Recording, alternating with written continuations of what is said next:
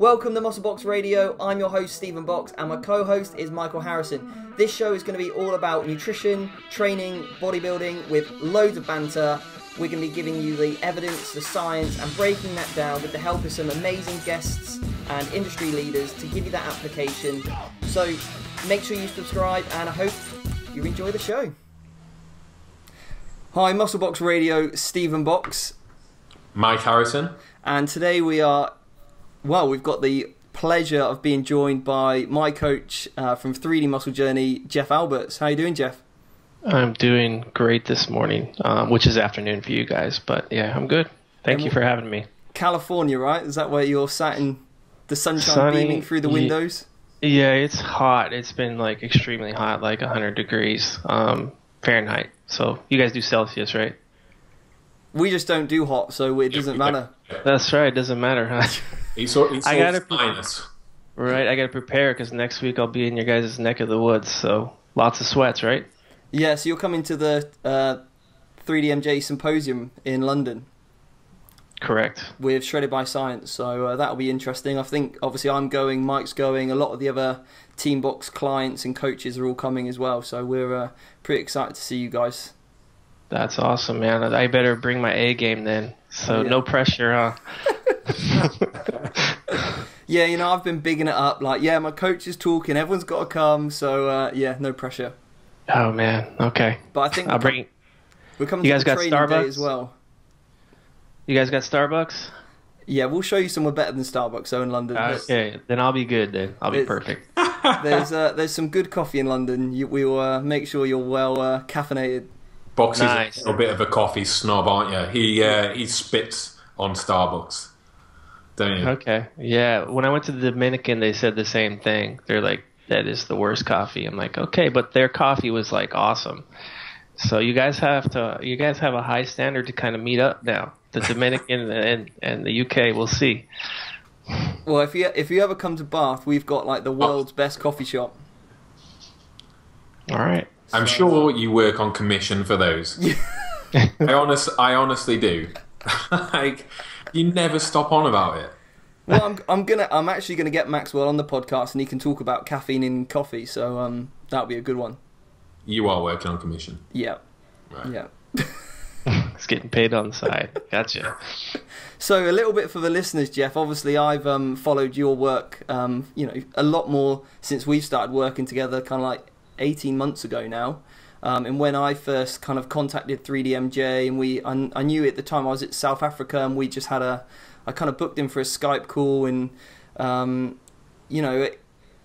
after that conversation, I was completely inspired, and I knew that when I wanted to prep, it was going to be under your guidance. And obviously, I haven't looked back since. And last year we had an outstanding prep. But if you could sort of give a synopsis of who is Jeff Alberts for the listeners, that would be awesome, really.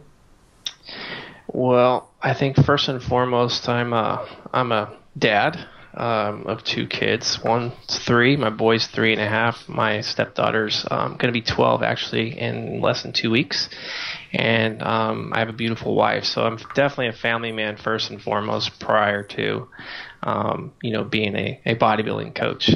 But I'm just like an average guy who lifts weights like you guys. I've just been doing it since 1886. 1986. So I've been doing it a very long time, and I've seen a lot over the years. A lot of bad, a lot of good. So just in a nutshell, yeah, just a dude who likes to lift as a hobby. That hobby turned into a passion, and been competing for over 20 years now. And it's just, I guess you could say I got the bug and never kind of looked back. So that's kind of me in a nutshell. And now as a coach, it's just I'm able to utilize, as you know, all the experiences that I've gone through to kind of help athletes like yourself kind of avoid the same pitfalls that I went through, which is a lot of pitfalls. And then, of course, with the rest of the guys at 3D Muscle Journey, especially with Eric Helms leading the way with research, I'm able to utilize, what he teaches me and kind of help you guys as well. So a combination of both, evidence-based and experience, and even some of that experience is kind of that bro-y stuff that some people frown upon, but there's still some things there that I took away from it that kind of helps athletes now. They just don't realize it, that they're kind of being coached a little bit, bro. Yeah, it's funny because obviously we're only 5 episodes in. This will be number 6. And already we've had people comment saying, "Oh, Steve, I've been listening to your podcast.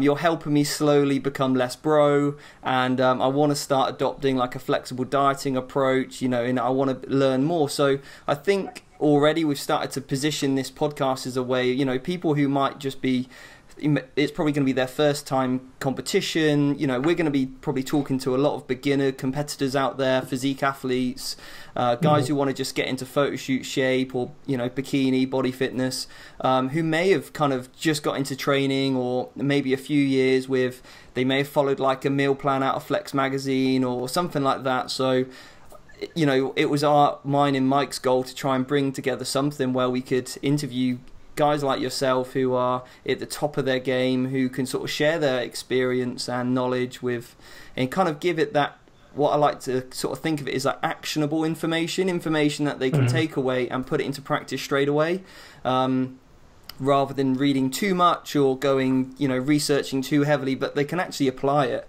Right. And that's, I think, the power of podcasts, is that we can do our jobs and, you know, do the research or work in the trenches with clients, but ultimately if we can give out that information, that'd be great. So you spoke about obviously some of the competitions that you've done. Can you give us like a bit cliff notes over the last kind of 30 years that you've been competing? Okay, so yeah, my first show was in 1993, and man, yeah, I didn't know what I was doing at all. Basically, I was about 190 pounds when I started. I'm not sure what the kilos is on that. But I had to lose 30 pounds, which is roughly 14, 15 kilos, somewhere in there. Yeah. I did it in 6 weeks. Yeah, so you could only imagine what that felt like and what I went through. Yeah. What was that? There's hope for me yet then. Yeah. I'm staring down the barrel of that myself. Yeah. Yeah, it was a horror prep, you know, like the stories you hear about nowadays. That was me, that first prep. So the way we found out about shows back then, because there was no internet, was like a flyer on a gym wall. So I saw this flyer. I'm like, oh, 6 weeks, I can do that. So that's how my preparation of like my timing of a show was just like, oh, there's a flyer on the gym wall. So it was a horrible prep, yeah. But that prep, I mean, it definitely was really bro. I mean, that was total bro times 10.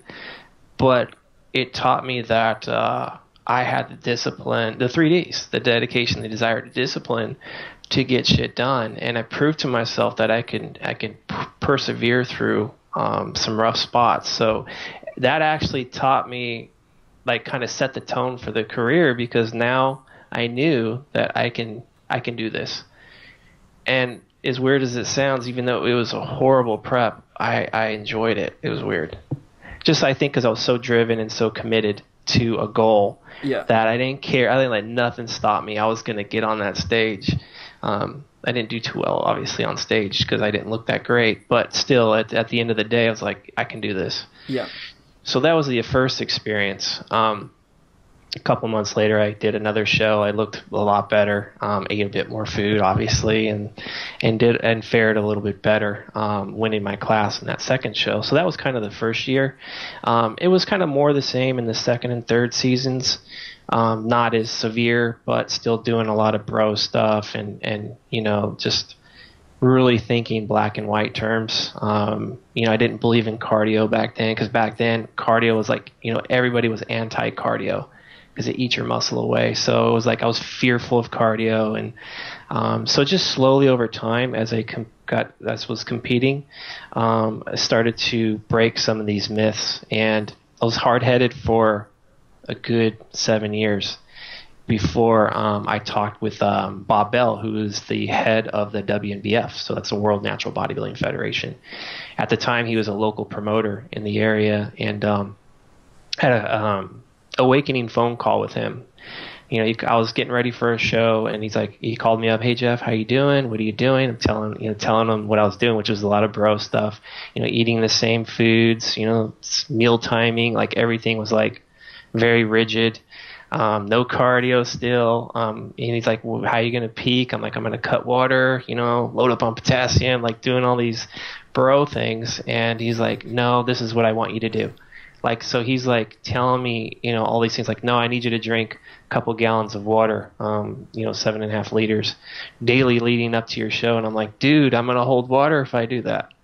And I'm like, no. And he's like, no, just trust me, just drink the water. And he's like, okay, I want you to hit these macros. And I'm like, what's macros, So he was just a lot of like a total 180, like of what I was usually doing. And for some reason, when did that happen in your career, Jeff? That was 2000. Okay. So like fast forward 7 years.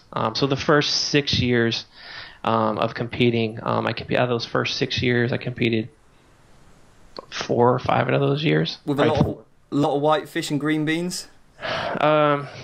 You could say that. I mean, there was like some variety, but it was still very rigid and not too many. Just your first prep, you lost 30 pounds in 6 weeks, so 5 pounds on average a week with no cardio. No cardio. So I was my job at the time. I was like in a shipping department, so I was loading trucks. So it was pretty physical. Oh yeah. Pretty active, but my calories on the average, I would say, I can't be for certain, but they were probably anywhere between 13 to 1,500 calories a day. Yeah, because when I look back, because I was writing an article about this first prep, I kind of estimated, like I was eating nothing but white rice, egg whites, and raisins. That was basically it. Strong. For 6 weeks, yeah. So that makes for a fantastic meal as well, doesn't it? Oh, man. Yeah, at the time it didn't matter, though. My ex-wife didn't like it too much. I mean, you can imagine all those egg whites, what it smelled like, but but yeah, to me it didn't matter. I'm like, hey, I'm getting on that stage. And the sad thing is when I got to the show, I thought I was going to win until I got backstage, and then everybody else was back there. Everybody took their clothes off, and I was like, oh, crap. All right, I'm in trouble here. So, yeah, I didn't place. So, yeah, it was like that for the first show. It got a little bit better after that, but it was still like I was total bro for about 6-7 years. And I was still bro-ish even from 2000 to 2009. It was just a smarter bro, if you know what I mean. Yeah. So I was like, okay, now I'm actually, being accountable of how much my food intake is. So I wasn't using a food scale per se. I was using more like, measuring cups, but at least I was tracking and having some type of accountability. Yeah. Yeah. So I started like in 2000 after, Bob basically kind of said, dude, do this. And I finally opened my mind and said, okay, let me actually try something new here. Like 6 weeks after that phone call, I went to that show and I was one guy away from winning a pro card. And I was actually the best shape I've ever been in. And I was like, oh, wait, this cardio thing actually works, and actually tracking macros works, and drinking water works. I was like, wow, okay, it caught on.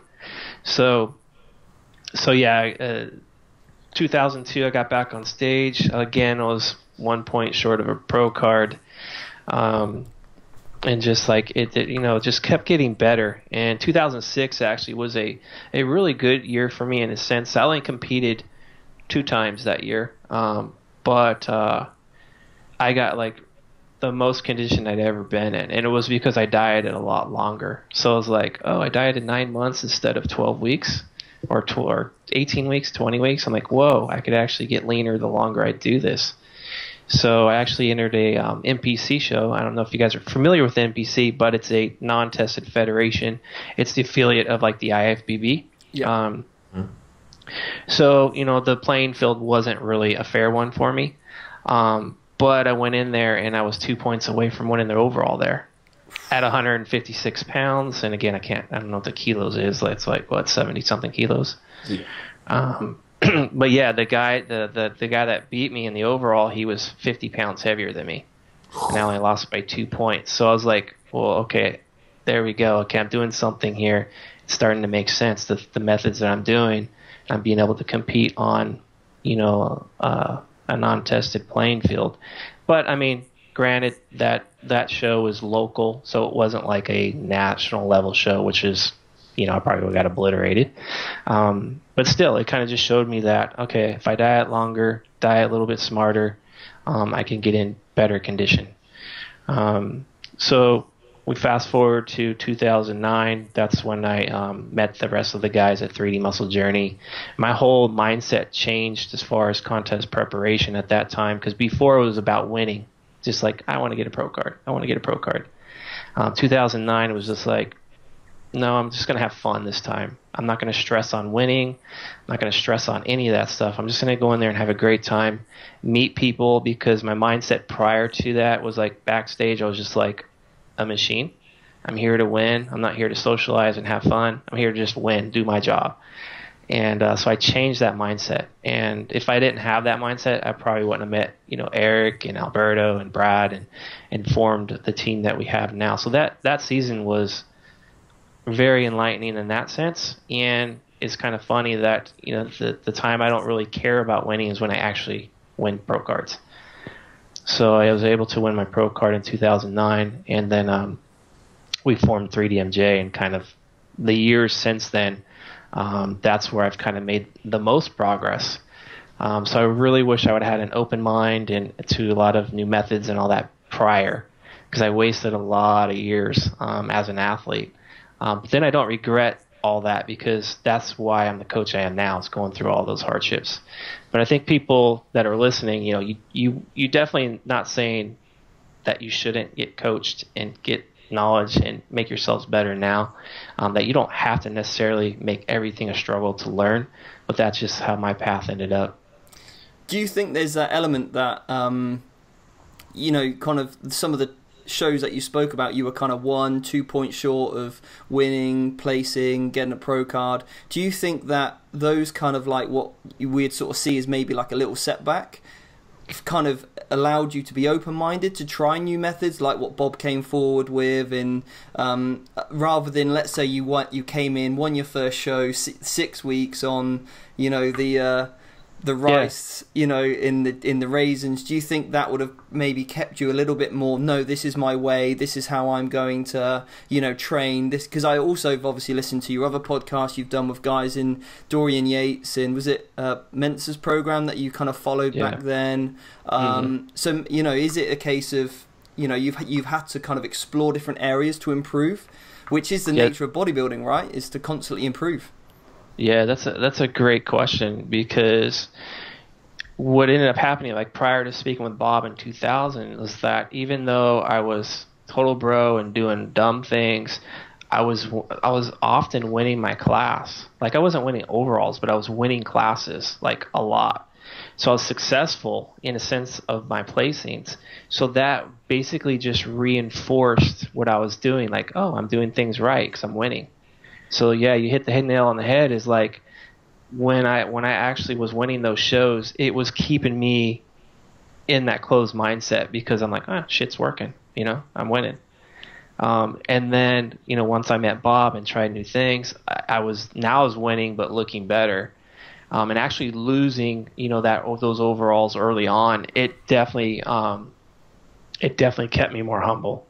And I think if I would have won a pro card, let's say, 9 years prior in 2000, who knows where I'd be now. I think when I look back at that, I'm like, yeah, it's probably a good thing that I didn't win, because I wasn't mature enough at that time to be a pro. Because just like my ego was just still probably a little bit too high, and I wasn't humble enough yet.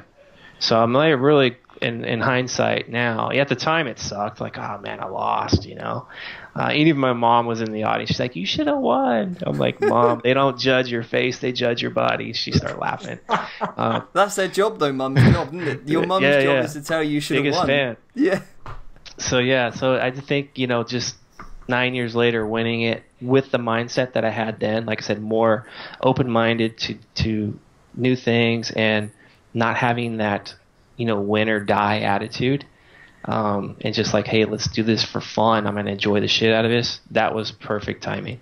Was it hard when you were going through that transition from to sort of let yourself go and let yourself trust in this one guy, when you're so maybe set in your ways? Because I know, like in the past, I might have thought something implicitly, and I kind of find it hard to get rid of a notion and sort of let yourself go and trust that process and trust that person, because obviously we don't want to waste any time, and we don't want to listen to this guy who's telling me this completely absurd thing that I may never have heard of. And let's say I go through 16-week prep, and you just think, well, if I waste my time and this guy screws me up, where am I going to be left then? Was that hard to sort of get your head around?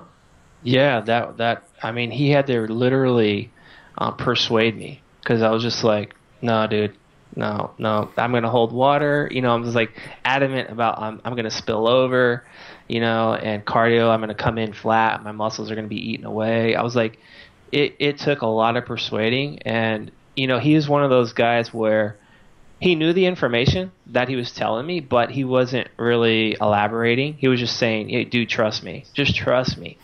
And, sometimes you have to do that to people. You just have to say, you can't, try to reason and explain. You just say, you know what, dude, you need to just trust me. And for some reason, I don't know why, I can't tell you exactly. It's just, I ended up trusting him. I'm like, all right, he just persuaded me. So I started implementing the things. And as I was, I started doing the cardio and tracking the food. And, as the first week went by, I'm seeing changes. I'm like, okay, so that gave me a little bit more confidence in what we were doing. And he wasn't really coaching me. He was just gave me the advice on the phone, and that was it. And I ran with it. And then as the weeks kept going on, I'm like, I'm getting leaner. This is the best I've ever looked. So that gave me a lot of confidence. But yeah, that first initial like letting go and trusting someone else, it was hard for me, because for all the years prior, I did all on my own. Mm-hmm. I had no one helping me. So it was like, yeah, it's like giving the keys to your Mercedes to someone else. Like, okay, don't put a scratch on it. Yeah. And when did you start to adopt a more kind of, if it fits your macros, flexible dieting approach? Was that kind of when you met the other guys from 3DMJ? Mm-hmm. And again, like, it's, although for us it's, if it fits your macros is obviously quite common. I think social media, kind of put it out there is, if you follow flexible dieting or if it fits your macros, all you do is eat Pop-Tarts and ice cream. And unfortunately, it gets a bad stigma. Then you get the people saying, oh, it's so high in sugar, you'll never lose weight because it's high in sugar. And we've always sort of said on this podcast, you've kind of got to you got to build your foundations first with good nutrients. And then, it's maybe 10-20% of your overall day that you could have a little bit of, chocolate, a couple of slices of pizza. Yeah, I think it's going to look different for everybody. I think that's why we call it flexible. Can you guys see me? We've just dropped out. I'm not sure what's. Turn on my. Should we just keep rolling? And then we'll just have to put a pretty picture on YouTube to cover that a little bit. Yeah, I think so. It's can you see my pretty face again? Yeah, you're back. Mike's not, but that's no problem. Yeah, that's no loss anyway, is it? No. So, yeah, you want to keep going? Yeah. So we're talking flexible dieting. So I think, flexible diet doesn't mean, hey, let me eat Pop-Tarts all day. And I think, when people are first new to that, because a lot of people, they come from being bro or very rigid. So now all of a sudden, like, you're letting the handcuffs off. You're like, oh, shit, I'm free. So it's like, oh, I can eat, Twinkies and Ho-Hos and Pop-Tarts.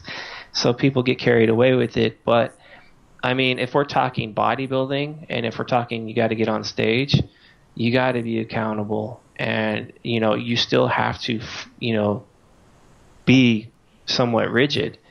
And I think the way I kind of look at flexible dieting is like, it's a way for me to be able to sustain my diet. It's a way to ensure my performance is where it needs to be, my recovery, adherence, sustainability, enjoyability. So, and that's going to look different for everybody. Like, maybe I like to, to prevent a binge. It's like, okay, maybe I need to have a bowl of froyo here. Where, maybe, I eat a bowl of froyo and, okay, I just prevented a binge. So there we go. And now I'm still going on my diet. Whereas when I used to diet the bro way, what ended up happening was like, because of my discipline, I could go through 12, 16, 18 weeks and be extremely rigid, and because I was very dedicated. But once again, you're kind of handcuffed to a prep. You're handcuffed to a show, but once those handcuffs come off, it can get really ugly for people. And I think that's when people are like pizzas and burgers and shakes after the show, and you see the 10 kilo jumps in a week, 2 weeks, and then all of a sudden, it can turn into eating disorders.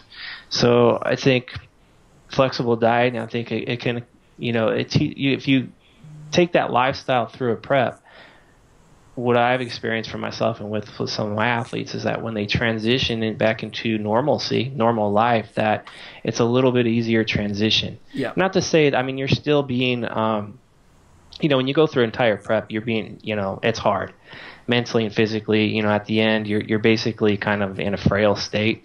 So you're still going to struggle even with flexible dieting, but the struggle is not as, let's say, harsh as it is when you're going from being so rigid of food selection, food source, that type of thing, to now all of a sudden you get to eat whatever you want. It's like, whoa, and I've rebounded, I don't know how many times in my early seasons where, I'd gained the 20 pounds in a week.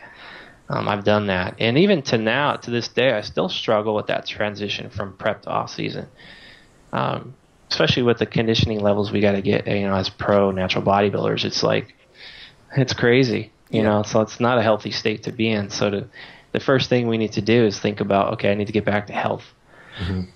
So I think, you can, the research will, there's research coming out now which will say, obviously, when they've took subjects and they've said you cannot eat this food, when that particular food's been introduced, they've consumed more of it than allowing people, obviously, that freedom of choice without that kind of really rigid approach. But I think, the research aside, and even coming from experience, if someone put a gun to my head and they said, right, you've got to get in the best shape of your life, you've got 12 weeks, which approach are you going to adopt? I don't have anything to go by, but it'd be a case of I would probably go for a quote-unquote clean approach if that was the case, because I knew I could stick to it, because I know I'm quite a dedicated person. But for me, the benefit of flexible dieting is the longevity of it. Like you said, that kind of, it's a little bit like prehab. You're throughout the whole time that you're prepping, you're dieting, you're going through that deficit, you can just have a little bit of those favorite foods. But then obviously on the outside of that, you can just continue, but with just more food. And there's not that huge change in your habits, your preference, your dietary adherence, because it is just a case of, great, we've got more food on board, let's get healthy again. Rather than kind of being in this position where, I kind of see it, quite a lot that, some of the gyms I'll train at, a guy will look so good for their show, and then I'll see him a week later and it'll be like, I have to do a double take, that it is that extreme. And yeah, weight gain's always going to occur post-show, but there's weight gain and then there's looking like a completely different person. Yeah, there's binging. Yeah, it's a real thing. I kind of lost my train of thought because I had something good there. I guess that's my 45-year-old age there.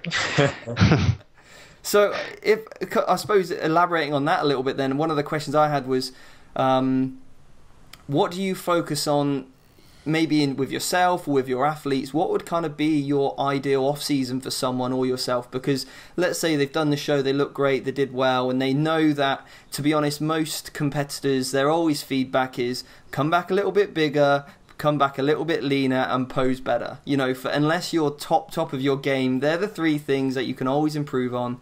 So how do you, on a lot of podcasts people talk about dieting, but I think for guys who want to put muscle on, they want to retain muscle, how do we approach an off season? Off season? Yeah, I think I've seen different things happen with different people as a coach. I've seen some people where I've had to actually, kind of force feed a little bit more, whereas I have others where they kind of keep calories just at maintenance and they see these miraculous improvements. And I think the primary driver is not so much diet as first thing we got to look at is training. So the training needs to be sound. And if we look at performance, so if performance is, moving up, whether it's super, super fast or it's average or if it's slow, you got to take confidence in knowing that that performance is what's going to drive your physique. The food is there to support it. And so some people may require, more of a push of feed, but some people not so much. And I think that's what I see often is that a lot of people just, you know, the common thinking would be, okay, I need to, you know, force feed. I need to see body weight increases regularly in order to improve your physique. And you guys have probably seen this a lot too. Is like, you know, after 2 or 3 months of that, then people are like, oh crap, now I'm fat. So let's do a cut. And then they cut. Mike, and then, you can relate to that, can't you? Fuck off. So yeah, we get it to, and then it creates a vicious cycle because now we're dieting again, and you know, rinse and repeat it. So you know, and a lot of times if we're just a bit more patient and not try to force feed, but just really focus more so on the training performance, you'll kind of, it'll be like a turtle, but at least the turtle will end up going faster than the hare eventually. So that's the first thing I want to make sure that people's training is ideal for them in their situation. And that's going to look different for a lot of different people. And if you had an athlete who, or yourself, for example, who, you know, they maybe say they're going to have 2 years in off season to make sure that they can put on some good quality mass. And as we know, it is pretty hard. So yeah, if you're going at the tortoise pace, then, you know, would you implement like a diet, like a kind of mini cut, just to kind of bring body fat levels down, just so that they can feel a little bit more secure? Does that kind of depend on the athlete you're working with, whether they're happy with a more rounder off season? How do you go about? To me, for me personally as a coach, it depends on the situation of the person. If I can avoid mini cuts, that's to me is more ideal, because that's less time away from deficits. You know, we're not going to gain too much muscle in deficits. So if I could keep someone more conservative, let's say they're real conservative and they're going slower, but over a 2-year span, they're just doing this the whole time versus this, then that's the way I kind of would prefer. But not to say that the other route wouldn't work though either, because obviously with the other coaches on our staff, they've taken that approach, you know, gain, mini cut, and they've seen improvements. So who's to say which one's right in general? I think it depends on this person's situation.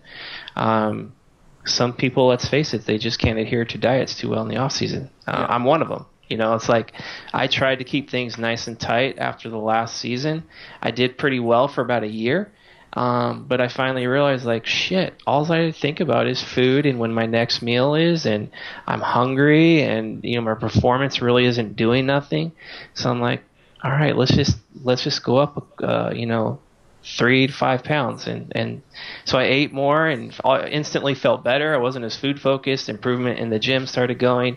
But then I enjoyed life a little too much. So I get a little too relaxed and deeper in the off season. And then my weight kind of goes up. So, but for me, that's kind of normal. And that's why I have to do these long preps. But for me, the trade-off is worth it. Like, okay, I just spent, you know, 6 months, a year out of my life enjoying life, and I'm not thinking 24/7 about bodybuilding, where that's how I used to be in my 20s. It was like 24/7 bodybuilding, even in the off season, and it was never a break. So now as an older guy, family man, I'm like, I don't want to spend 24/7 on bodybuilding, you know, especially deep into an off season. So that's my path. That might not work for someone else. Like, let's say Alberto, you know, obviously his life's a lot different than mine. So if he was to do my path, it'd probably drive him insane, you know?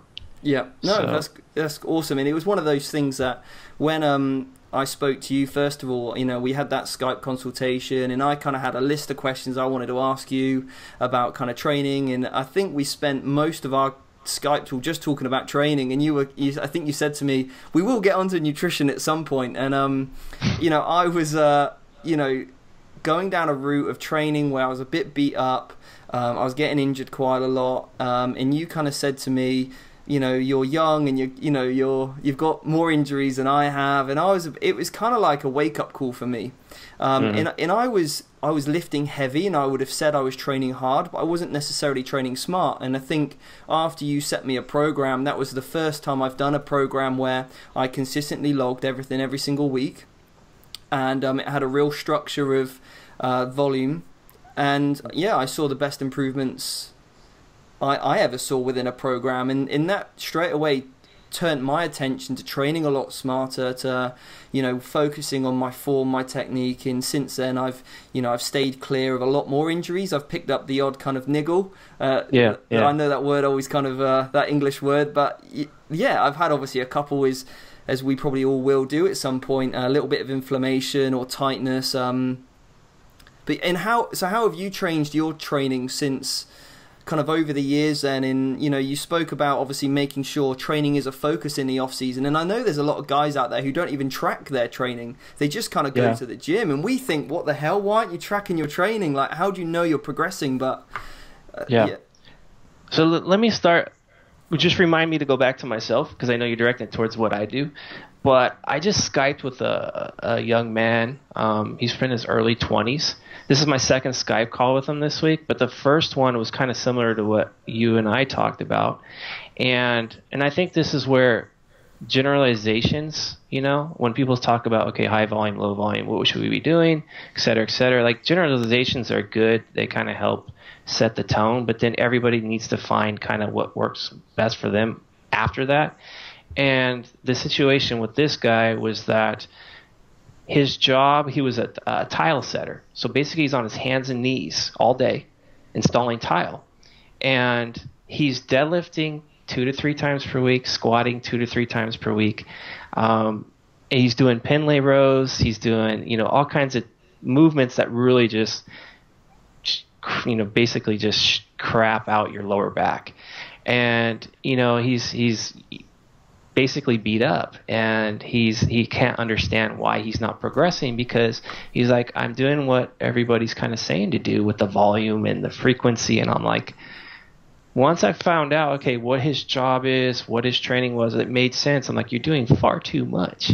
You're probably going to progress a lot better by reducing your frequency down and really just kind of catering to his lifestyle first. So that's basically how we programmed him. And then the second Skype came back, and all of his lifts are doing this. They're going way up. And he's like, I don't have any more pain in my lower back. So basically it was just going from, you know, deadlifting twice per week to once, squatting twice a week to once. And he's seeing better improvements. So to me, I just want to make it clear to people that, you know, that black and white thinking, and that's how I was prior to 2000, it doesn't get you too far. Once you open up your mind and you figure out your own situation, that, hey, maybe 1 times per week frequency is optimal for your situation, even though the science is saying no, it's not. Yeah. So that's kind of where my bro comes into play. You know? I think with training as well. I think bro and experience, this experience comes into play. Yeah, I think with the training, when, you know, we kind of broke it down to, you know, what was suitable for me at the time. And like I said, I saw, you know, really, I felt good progress, and you know, straight away I had to let go of, but those triple drop sets, you know, surely that's what's getting the gains, or it's more volume, bro. It's the supersets. it's the rest pause sets or whatever. And I kind of put that to one side. We just did some straight sets with some, you know, based off an RPE scale, and it worked really, really well. And sometimes I get a lot now when I program for someone, they're like, but this isn't enough for me. I need more than this. And I'm like, I get that a lot, And I'm like, seriously, no, you don't. If you need more, you're not taking a long enough rest period. You might not be using enough load whilst keeping form on these weights. And a lot of people, they just look at what you're doing now. Like, okay, what am I doing this week? They don't think about how you're gonna feel next month or the month after that. That's where periodization comes into play. And then you also have to factor in what you're doing outside the gym too, and where your stress levels are at. Which you'll be hearing from that a lot from me at the conference.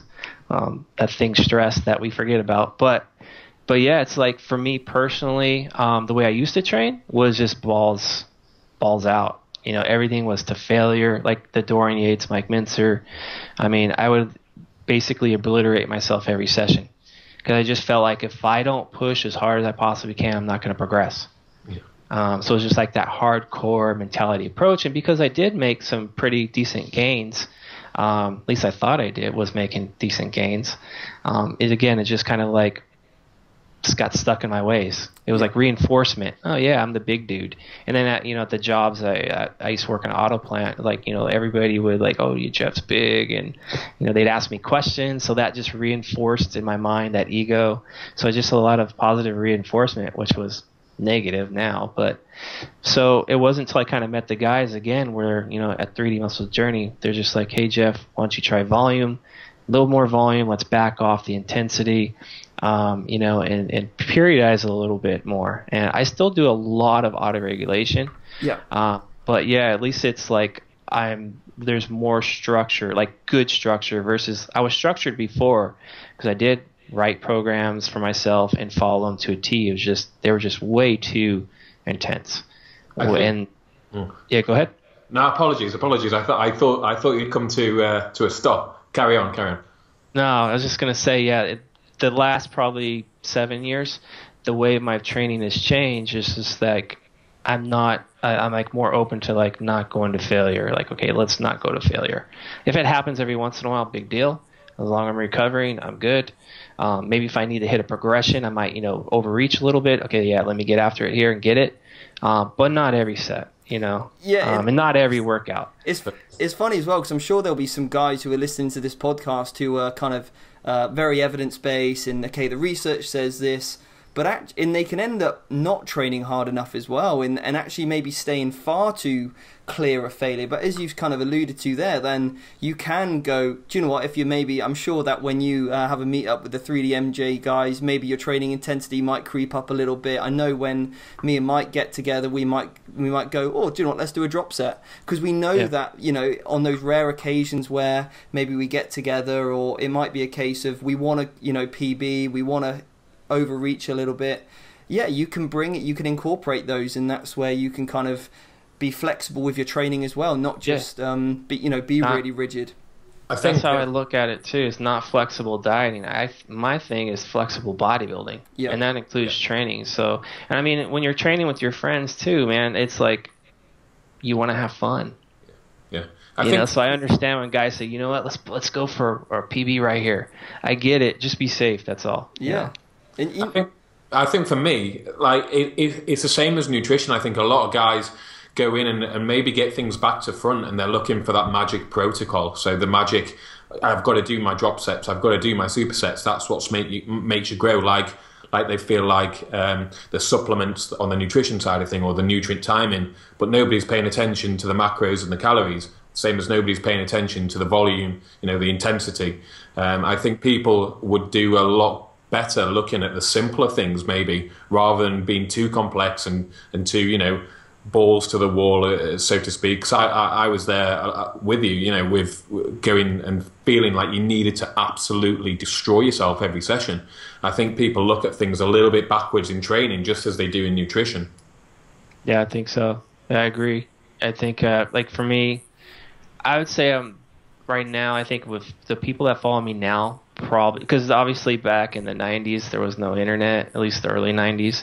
They didn't see me how I trained then, pretty hardcore. But now you look at my Instagram where like, this guy is pretty soft, man. He's like always preaching longevity, But there's a reason that I'm still doing this 30 years later and challenging, top 5 in the world in my organizations.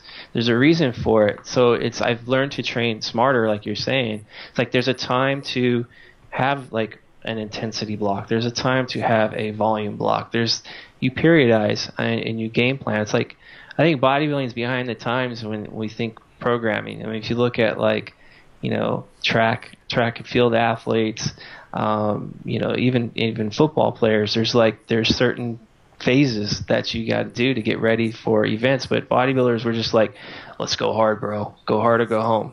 And most people, they go hard. Yeah, you're going home, but you're going home injured. Yeah. So to me, it's just like you got to train smarter and not harder. That's the biggest take home I've learned since 2009. And I think if I would have kept the same mentality all the way till now, I probably wouldn't be talking to you guys right now. I'd probably been done, all banged up and injured. It was interesting because I had a bit of an eye opener as well. I went to the Arnold's in Melbourne, and this was back in 2015, so last year.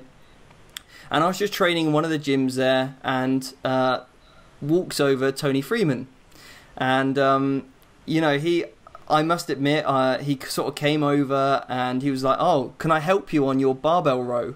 He was like, "You're not getting enough range." So we stripped off the plates, and I was like, "Well, I'm not going to be rude, and obviously I'll listen and everything like that." And you know what he was talking to me through, I could really feel it. The next day I didn't, anyway, incredible DOMs, which obviously my muscles never gone to those lengths in shortened range before. And I was kind of talking to him, and he was like, you know, I'm still at the top of my game at my age. He goes, I'm the same age as Ronnie Coleman, but obviously he's there training with much lighter loads. And I saw him the next day, and I did actually ask him. I said, I said, are you competing? And he said, yeah, I'm on tomorrow. And I said, oh, what class? And he said, I'm in the, obviously in the pros, in the open. And I said, I'm really sorry, but what's your name? And he told me, because obviously for me, I'd never come across Tony Freeman before. Yeah. And it was an eye-opener to see an incredible athlete on stage who looked so great. He posed phenomenally, and I just thought, he's done that year after year after year, and he does what he wants to do, and I think that's, you know, fantastic. With his obviously approach then, and obviously after speaking to you on Skype, it all sort of came together to me to think, actually, if I want to be in this game for the long time, and if I want to continue to make year-on-year progress, I need to adopt a smart approach of training, because I don't need to lift, you know, in really heavy loads. I can periodize that in when I want to hit a new, you know, 3RM deadlift or whatever it might be. But ultimately, if bodybuilding is about making progress year after year, it's not just a kind of a one-time fling. It should be, yeah. Yeah, I think like for you, you're very accepting to like advice like that. Like a lot of people, when you try to, you know, explain this to them, they're just like, no man, I got to train hard, because they fear they're not going to progress if they're not training hard all the time. And I think especially with people who are like younger people who are starting out, that fear of not progressing, like they want it now, they want fast progress. So it's a lot of insecurities dictate their decision making.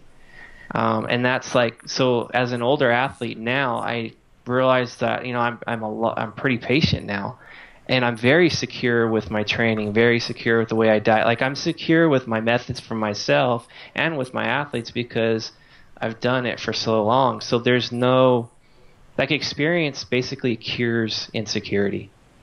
It's like you guys, I mean, you could probably go back to when you're, you know, 10 years old, you know, and to you're now. I mean, you've gone through a lot in your life. Now you're secure with a lot of things you do now because you've gone through it. Yeah. At the same thing with bodybuilding is like people just don't understand that you got to have patience. It's natural bodybuilding too. It's like muscle. It's like watching the paint dry, trying to grow muscle, you know, so you have to be patient. Otherwise, if you let your insecurities get the best of you, that's when you start making bad decisions. You know, that's when you're like, okay, I need to get this PR. Like you shoot for PR all the time, and you end up hurting yourself because you're taking too many risks. You know, and then if you're hurt or banged up, injured, then you're on the sidelines. You're not in the game playing, or you might be in the game playing, but you're not playing at 100%. And here's Mr. Turtle here, who's going at 100%, smartly passing that person by because they're just taking too many risks or making poor decisions. So fear, insecurities, don't let it dictate your decision making. So are you saying that you can't gain 20 pounds of muscle in 4 weeks? Is that right? You probably could, but I don't think it would be the healthiest way possible. Oh, I'm going to throw some supplements. But yeah, especially I think for me it's hard to quantify on the scale what I've actually put on as far as muscle the last 10 years. I could tell you this, that I competed 160 pounds in 2009. 2011, I was 170 pounds and leaner. And people looked at that and they're like, wow, where'd this come from? Here's this 40-year-old guy making these 10 pounds from season to season. So they think like off season, okay, this guy made crazy off season. Like that was the question I was getting. What'd you do in the off season? It's not what I did in the off season, it's what I did in prep. Because basically in 2009, it was, again, like in a nutshell, insecurity got the best of me and not being patient. So it was always pushing. So it's like, okay, if I didn't see weight loss on the scale this week, drop my calories, do more cardio. So push. Basically, I ate all my muscle up. And in 2011, it was, you know, a longer diet, more conservative, more refeeds, and just really kind of paced it a lot better, and I retained more muscle. So that was key. That was an eye-awakening season for me in 2011. Like, oh, it's actually okay. It's not about, being hardcore. It's about, okay, I need to be smart again with the approach. So that's why, people, if people out there know about me, when they see my last season, 50 weeks I took to get in shape, like, man, this guy's going to lose muscle. He's dieting for 50 weeks. I'm like, no, I actually retained more muscle than I did in 2011. I was about the same stage weight, but I was definitely bigger and harder, leaner. So I know I retained a little bit more muscle again. So that's my approach coming up here for this next season. It's the same, just nice and slow and gradual, and try to retain my performance in the gym, and that way I can retain as much muscle as I can. Yeah, and I think that's obviously, we worked together last year to work for a show which was kind of in October, where I did pretty well. I was happy with my result, and then obviously I only had quite a short off season. Ideally it would have been longer, but we kind of made that decision to compete this year, for kind of the team, for also myself as well, for some more goals that I probably had. And yeah, obviously I kept a reasonably lean physique in the off season, and I was kind of, I think I asked you do you think I should compete this year? And you kind of gave me a few alternative options and kind of let me lead the way. But one thing you did say to me was the approach that we can take this year is a case of, you can improve your posing, you can improve how much muscle that you retain during a prep. I think now I'm kind of 12 weeks in, and I haven't really lost that much weight, but I'm a lot leaner than I was when I started. So for us, I must have given you a hard job anyway, to kind of, because I haven't, obviously the weight just hasn't come down. So I think you started in a better position for sure. So staying tighter in the off season definitely helps, especially if you're going to compete back-to-back seasons. Stay tight. Don't let yourself go. So, I mean, someone like me who takes 2 or 3 years in between, you could probably get away with being a little bit looser. So that was a good thing that you did. But yeah, it's hard to predict a prep. Even if you've worked with someone the year prior, things can change the following season. Your body might respond differently. So people that I've worked with for more than just one prep, it's never been the same twice. So I think for you, it's like we just said, okay, this week we're going to have to pick it up a little bit. So I was like, okay, man, we got to tighten things down, right? And I got onto you a little bit in a good way. Yeah. Because I know the potential there in you. So, I'm going to, like, at times with some athletes, be like, all right, dude, you got to buckle it down and give me 100%. We can't have 90% this week. It might be a little harsh, but a coach should care about their athlete's potential. So if it means I need to be more stern, I'm going to do it. If it's a week where, maybe you're binging and you're like having some mental breakdowns, I'm not going to be like all mad and angry. So I'm going to be like, all right, dude, it's all right. Let's just keep moving forward. But I think in your case, it's like, yeah, we need to pick up the pace a little bit. But that doesn't mean, hey, okay, the pace is going to be like that all the time. Like, we might dig for a week, 2 weeks, 3 weeks, get what we want, and be like, okay, we need to pull back now because now you're feeling like shit, like, okay, now you're drained and depleted. Okay, let's fill that hole back up. Yeah.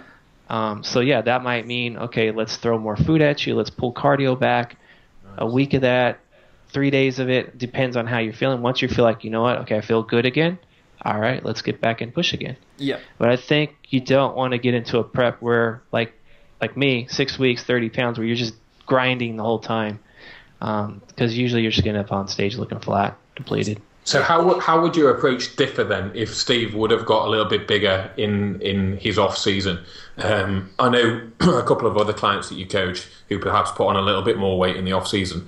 How would your approach differ? Because obviously Steve's still got a 6 month prep, which would be considered a decent amount of time for somebody who's perhaps put on a little bit more weight, not just stayed as lean as Steve did.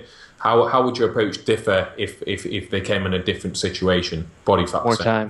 More time. Just more time. More time. Like that first, with Steve, it was like we had that conversation about how are you going to approach the shows this season, because you got to set up realistic expectations from the get-go.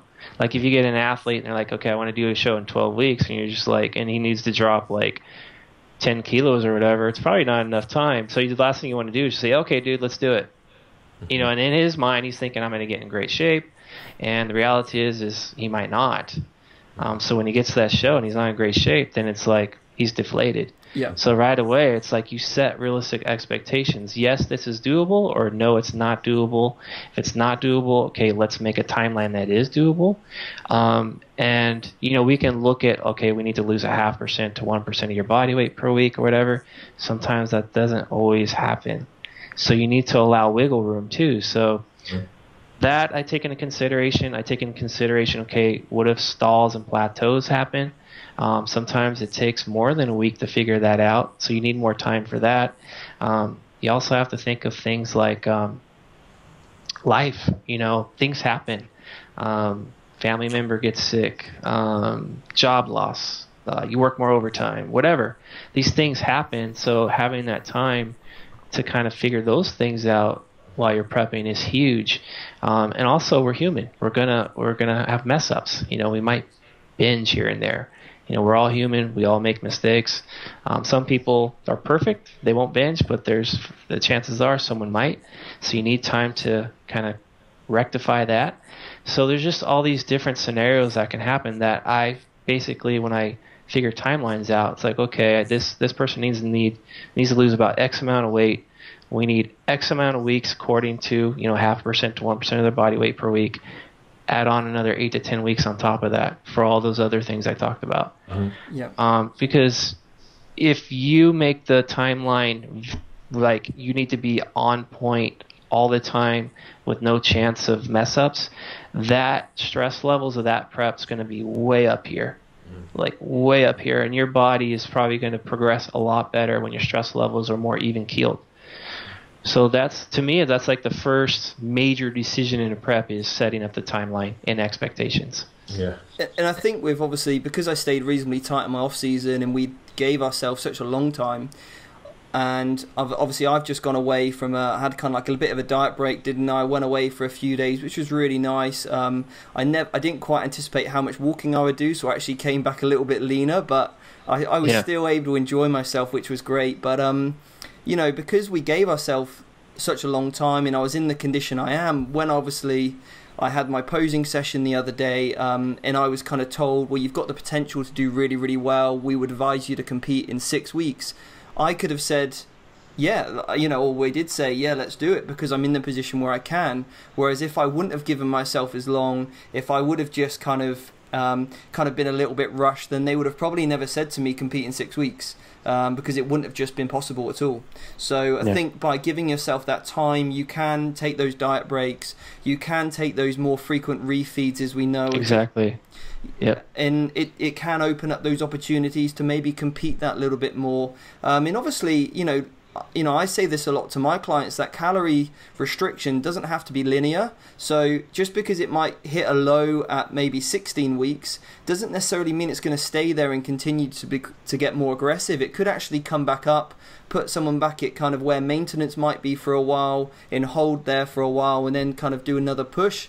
And that's something that, you know, I learned from you so much. And, you know, I kind of, not only do you help me with my bodybuilding, but also as a coach and a mentor. And I can't, I could never recommend you ever highly enough, Jeff, for what, you know, kind of how you've helped me. And yeah. No, I appreciate all the nice words. But yeah, I think the thing where we're prepping, because you got to remember, like in the early stages of prep, you might see an athlete drop a good amount of weight in the initial stages.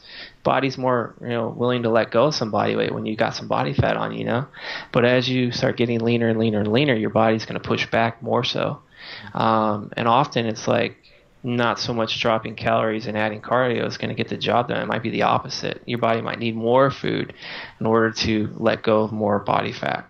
Yeah. So it's that, again, like having that time. So like you said, to have those diet breaks in there, to have more frequent refeeding, and that only ensures too, like your performance in the gym.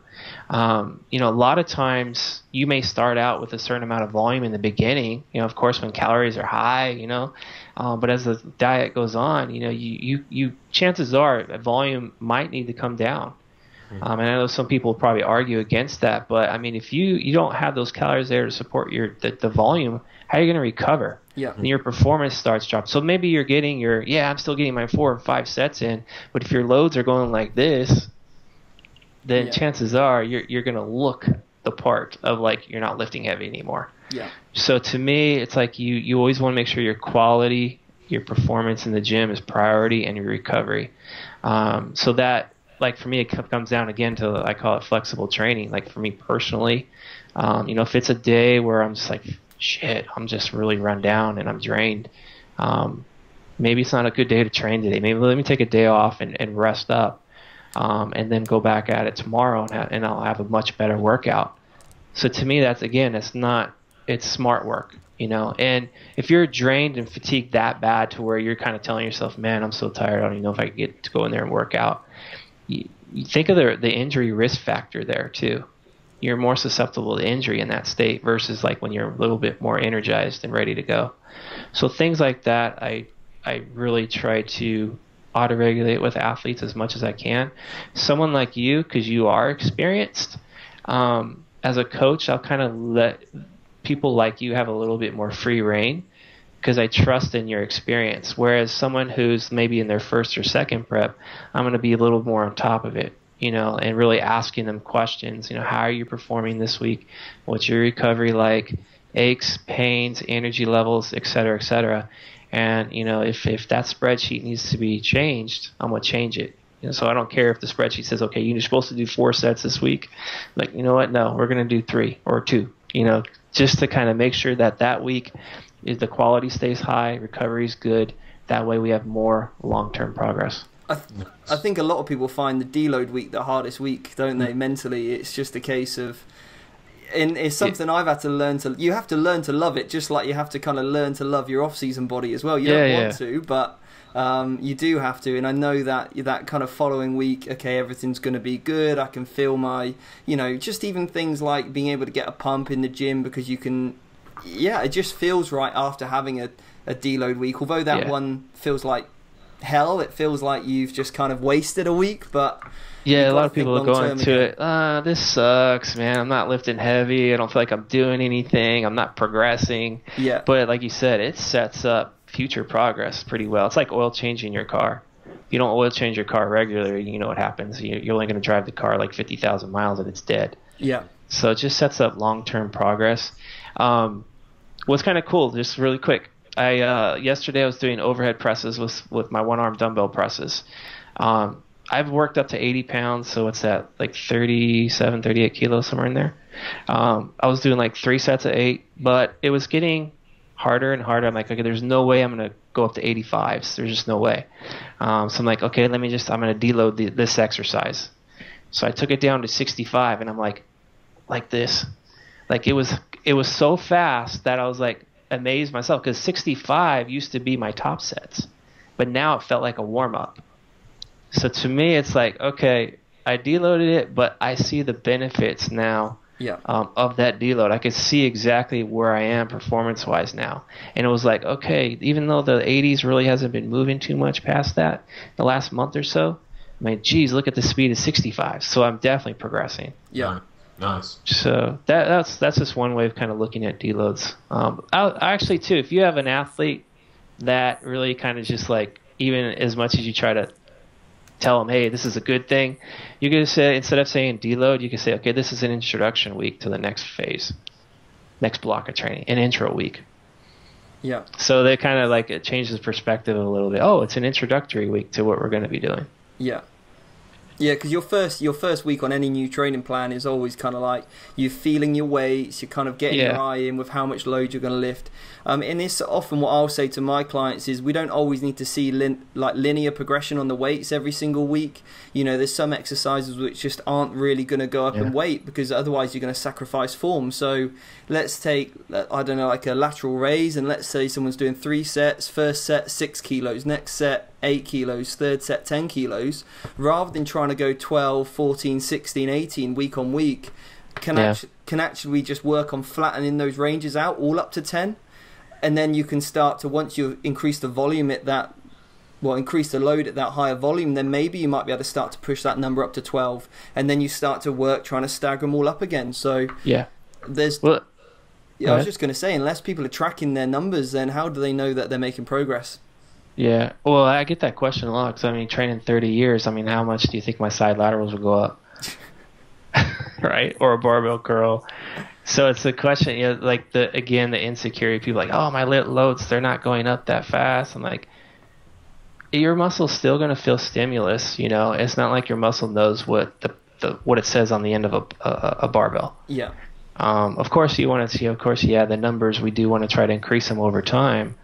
But the reality is that some movements, like you said, it's just they're going to be crawlers, you know, like crawlers. And even with those movements, you can, I think probably over time, you'll know this a lot more than me, but you can feel better activation in those muscle groups. So although you might be lifting the same amount of load, the intensity still might be higher because you're going to get better better mind-muscle connection. You know, the form might be tighter. You might be able to get a better peak, a better stretch. Maybe you slow the tempo down. So there's other ways of looking for progressive overload rather than just how much weight am I lifting all the time.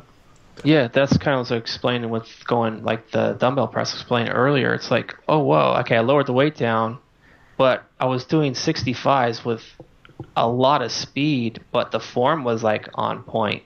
Like there was no like, you know, leaning side to side. There was no using leg drive.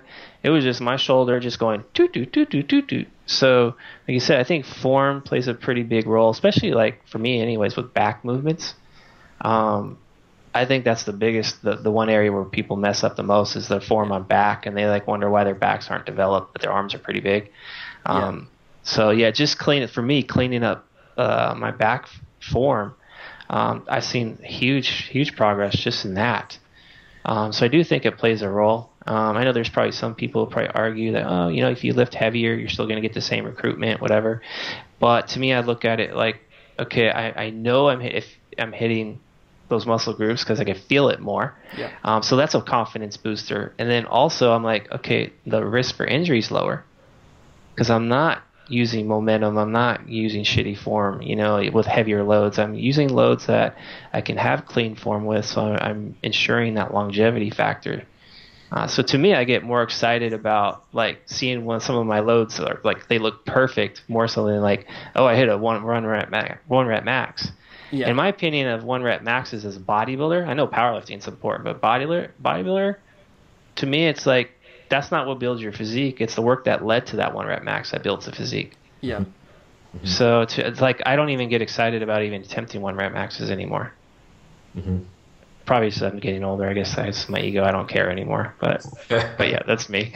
But not to say I'm anti. Don't try to do a 1 rep max. Just make sure that you're staying within yourself when you do it, so you don't hurt yourself. Because I've seen too many people get hurt trying them. Yeah, we asked a few people in our family group if they had any questions, but they came back with a few, but I think we've kind of covered most of them, really. So there's nothing really here that stands out to me that, to anything to ask you any more questions, really. But, I suppose just thank you so much, Jeff, for coming on, really. I don't want to take up too much more of your time. I know you've got a nice Saturday ahead, so with your family and things. Did you have any last questions, Mike? Yeah, can I just ask, have you always coached like physique athletes, bodybuilders, etc., or was there ever a time when you were first starting out and you just trained average Joes, and then maybe that transition of going, you know, full bodybuilder physique coach? Yeah, when we first started coaching, it was just primarily physique athletes.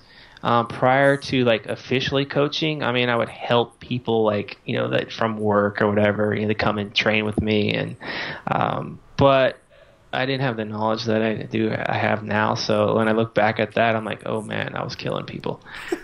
Yeah. But yeah, I never really got into like general pop. I mean, we do some people that are considered more general pop. So I do coach a lot of them, like with like, you know, the way I Skype with Steve, I'll Skype with people like that.